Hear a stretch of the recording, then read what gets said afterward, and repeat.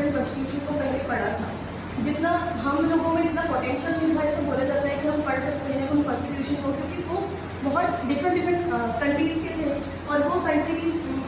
में जो main points हैं जैसे लिबर्टी हो गया, फ्रेटर्निटी हो गया, इक्वालिटी हो गया, वो सारे के सारे पॉइंट्स हमारे कॉन्स्टिट्यूशन में किस तरीके से शामिल होने चाहिए, उसके लिए उन्होंने बहुत ज़्यादा लेवल पर एफर्ट्स लगाए हैं। और आज भी हम देखते हैं कि equality, justice, freedom of speech, जो हम आज भी बात करते हैं वुमेंस के लिए, वो सारी की सारी चीज़ें हमें बाबा साहेब अम्बेडकर की वजह से मिली है, क्योंकि उन्होंने वो सारी की सारी चीज़ किस तरीके से फ्रेम होनी चाहिए, किस तरीके से वो हमारी कॉन्स्टिट्यूशन में आनी चाहिए, और आज भी वो कॉन्स्टिट्यूशन जीवित है ऐसा बोला जाता है। तो वो क्यों जीवित है? क्योंकि उन्होंने सोचा था कि आगे की जनरेशन उसे किस तरीके से यूज़ कर सकती है, या फिर कॉन्स्टिट्यूशन किस तरीके से वर्क होना चाहिए, उस तरीके से उन्होंने सोच के वो कॉन्स्टिट्यूशन फ्रेम किया था। और वो कॉन्स्टिट्यूशन हम सबके लिए बहुत ज़्यादा इंपॉर्टेंट है,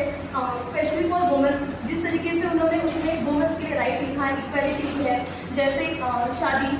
एक बहुत मेजर टर्म रहता है शादी गर्ल्स के लिए, तो शादी के बाद क्या होना चाहिए, किस तरीके से वो चीज़ें इम्प्लीमेंट होनी चाहिए गर्ल्स की लाइफ में, एजुकेशन, उसके बाद एजुकेशन के साथ पुअर पीपल्स, बैकवर्ड क्लासेस, या फिर